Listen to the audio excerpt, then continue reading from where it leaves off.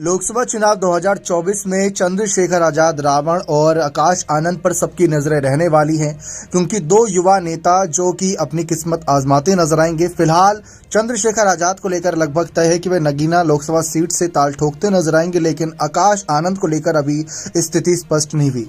जबकि बहुजन समाज पार्टी की तरफ से ऐसी खबरें हैं कि इस बार कोऑर्डिनेटर पर ज्यादा भरोसा जताया जाएगा। और आकाश आनंद की बात करें तो पार्टी में शुरुआत उन्होंने एक कोऑर्डिनेटर के तौर से ही की थी। अगर आकाश आनंद को भी उतारा जाता है तो नगीना सीट या किस सीट से उतारा जाएगा, इस बात को लेकर काफी चर्चाएं हो रही हैं।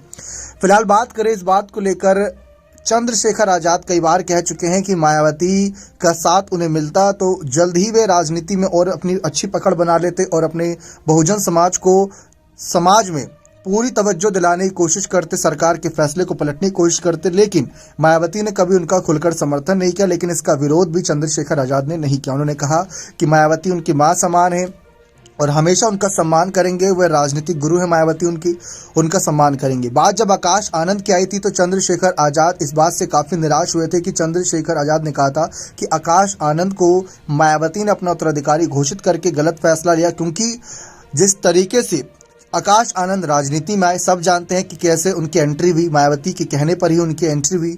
मायावती के भाई के ही लड़के हैं आकाश आनंद, यानी उनके भतीजे लगे। और चंद्रशेखर आजाद ने भी यही कहा कि इस समय आकाश आनंद की हैसियत सिर्फ इतनी है कि मायावती उनकी बुआ है और वह उनके भतीजे, इसके अलावा जनता उन्हें नहीं जानती। और साथ ही साथ चंद्रशेखर आजाद ने यह भी बात कही थी कि मायावती ने कहीं ना कहीं कांशीराम जी की विचारधारा को काफी मान सम्मान नहीं दिया, ठेस पहुंचाई, क्योंकि कांशीराम जी ने अपने नात रिश्तेदार और सभी सगे संबंधी को कभी पार्टी में जगह नहीं दी। चाहते तो दे सकते थे, लेकिन उन्होंने मायावती को आगे बढ़ाया। मायावती का फर्ज बनता था कि किसी जमीनी स्तर के नेता को आगे बढ़ाते, ना कि परिवारवाद को बढ़ावा देते। अब ये बात साफ है कि आकाश आनंद को कहीं ना कहीं किनारा करने के लिए चंद्रशेखर आजाद उनके खिलाफ बयानबाजी कुछ कर जाते हैं, लेकिन मायावती के हमेशा समर्थन में रहते हैं। जब उनसे यह भी सवाल किया गया कि अगर कल को बहुजन समाज पार्टी आपको पुकारती है, आपको शामिल होने के लिए कहेगी या आपसे गठबंधन करने के लिए कहेगी, तो आप क्या जाएंगे?